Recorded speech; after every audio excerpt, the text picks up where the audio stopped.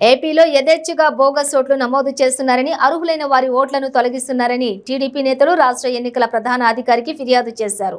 ఇవే అంశాలను టీడీపీ నేతలు గతంలో కూడా పలుమార్లు సీఈఓ దృష్టికి తీసుకెళ్లారు. అయినప్పటికీ చర్యలు తీసుకోలేదంటూ అచ్చెన్నాయుడు, నక్క ఆనందబాబు, దేవినేని ఉమా, వర్ల రామయ్య, బోండా ఉమా, అశోక్ బాబు, దివి శివరాం తదితర టీడీపీ నేతలు ఏపీ సీఈఓను కలిసి వినతి పత్రం సమర్పించారు.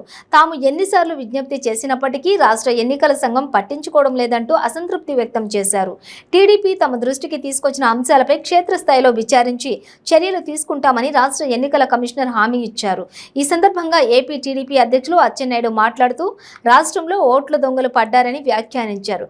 దొంగ ఓట్ల నమోదుతో సరికొత్త రికార్డులతో జగన్ ప్రపంచంలోని 8వ వింత నమోదు చేశాడని విమర్శించారు.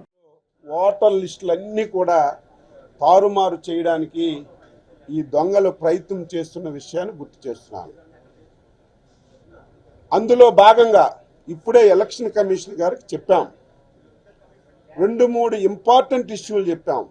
ఎవరైనా ఒక వ్యక్తి గ్రామంలో ఉంటే ఆ వ్యక్తి ఓటు తీయాలంటే ఎవరైనా కంప్లైంట్ ఇస్తే అడ్డగోలుగా తీసేస్తున్నారు. ఎలక్షన్ కమిషన్ స్ట్రిక్ట్ నిబంధన ఉంది, ఎవరి మీదైనా సరే ఒక దరఖాస్తు ఇస్తే ఆ వ్యక్తికి వెళ్ళి సంప్రదించాలి. అచ్చెన్నాయుడు అనే వ్యక్తి ఊర్లో లేడు, ఓటు తీసేయాలని నా అపోజిషన్ వాళ్ళు ఎవరైనా చెప్తే నాకు వచ్చి అడగాలి, అచ్చెన్నాయుడు ఆ ఊర్లో ఉన్నాడా, ఏం చేస్తున్నాడు, అర్హత ఉందా లేదనేది నా దగ్గరకు వచ్చి ఎంక్వైరీ చేసి దాని మీద యాక్షన్ తీసుకోవాలి. కానీ అటువంటి విధానం ఈ రాష్ట్రంలో ఎక్కడా జరగడం లేదు, కనీసం సంప్రదించడం లేదు. దీన్ని మీరు స్ట్రిక్ట్గా తీసుకొని అమలు చేయమని చెప్పాం. రెండవది, ఒక ఇంటిలో నేను, నా భార్య, పిల్లలున్నాం. నా ఇంటి పేరుతోనే 4 ఓట్లని నమోదు చేసుకున్నాను. ఈ వాలంటీర్లను పట్టుకొని ఈ బిఎల్ఓల ద్వారా ఒక ఇంటిలో ఉన్నటువంటి 4 ఓట్లని ఒక వార్డులో ఒకటి, ఇంకొక వార్డుల్లో ఇంకొకటి, కనిపించినటువంటి ప్రాంతంలో ఇంకొకటి పెట్టి మొత్తం ఒక్కొక్కరిని ఒక్కొక్క బూత్లో పెట్టి మొత్తం ఓటు ఎప్పుడు వేయాలి, ఎక్కడ వేయాలి తెలియనటువంటి కన్ఫ్యూజ్ రాష్ట్రంలో తీసుకొచ్చారు. ఇది చాలా స్ట్రిక్ట్గా తీసుకుని మీరు కుటుంబంలో అందరినీ ఒకే బూత్లో పెట్టవలసినటువంటి బాధ్యత ఉంది. దీన్ని కూడా స్ట్రిక్ట్గా చేయమని చెప్పి తెలియజేశాం. ఇక మూడవది, దొంగ ఓట్లు. ది బెస్ట్ ఎగ్జాంపుల్ ఇప్పుడు చెప్పాం, మేము ఐడెంటిఫై చేసినవి. ఇంకెన్నున్నాయి ఈ రాష్ట్రంలో మాకు తెలియదు. ఈ రాష్ట్రంలో 14 నియోజకవర్గాల్ని క్లోజ్గా ఐడెంటిఫై చేస్తే ఈ 14 నియోజకవర్గాల్లో 2150 ఇంటి నెంబర్లతో, ఇది మీరు పాయింట్ తీసుకోవాలి, 2150 ఇంటి నెంబర్లతో 1,85,000 ఓట్లు చేర్పించారు. ఇది ప్రపంచంలో ఎన్ని వింతలు ఉన్నాయన్నా? ఇది 8వ వింత. 7 వింతలు ఉన్నాయి, ఇది 8వ వింత. ఎందుకు ఈ మాట అంటున్నానంటే 2100 ఇల్లు నెంబర్లతో 1,85,000 ఓట్లు చేర్పించారంటే ఎంత మ్యానిపులేట్ చేస్తున్నారో ఇది ఒక బెస్ట్ ఎగ్జాంపుల్.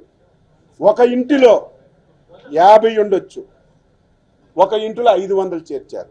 50 నుంచి 500 వరకు ఈ దొంగ ఓట్లన్నీ కూడా చేర్పించారు. దీని మీద త్వరగా ఎంక్వైరీ చేయమని చెప్తే ఎలక్షన్ కమిషన్ వారు మీరు చెప్పినవన్నీ కూడా వాస్తవాలు, ఇది మా దృష్టికి కూడా వచ్చింది, మేము గమనించాము, రేపు జూలై 21వ తారీఖు నుంచి రాష్ట్రం మొత్తం మీద ఓటర్ లిస్టులు రివిజన్ జరుగుతుంది. ఇది అక్టోబర్ 17th కంప్లీట్ అవుతుంది. ఈ రివిజన్లో ఎవరైతే బిఎల్ఓస్ ఉన్నారో వాళ్ళందరూ ప్రతి ఇంటికి వెళ్ళి ప్రతి ఓటర్ని వెరిఫై చేసి ఉన్నారా లేరా, చనిపోయారా, వలస వెళ్తే తాత్కాలికంగా వెళ్ళారా, శాశ్వతంగా వెళ్ళారా, ఒక ఇంటిలో ఉన్నటువంటి ఓట్లు ఎక్కడెక్కడ ఉన్నాయో అన్ని విషయాలు కూడా డీటెయిల్గా ఎంక్వైరీ చేస్తామని చెప్పి చాలా స్పష్టంగా హామీ ఇచ్చారు. మేము ఆనందపడ్డాం. అయితే దీనికి ఒక విషయాన్ని నేను జోడించాను.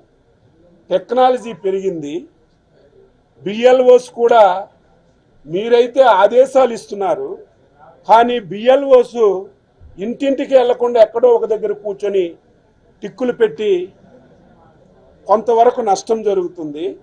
ఇప్పుడు కొత్తగా గూగుల్లో హౌస్ మ్యాపింగ్ వచ్చింది, దాన్ని కూడా మీరు అడాప్ట్ చేసుకుంటే అసలు ఆ బిఎల్ఓ ఆ గ్రామానికి వెళ్తున్నాడా, ప్రతి ఇంటికి వెళ్తున్నాడా?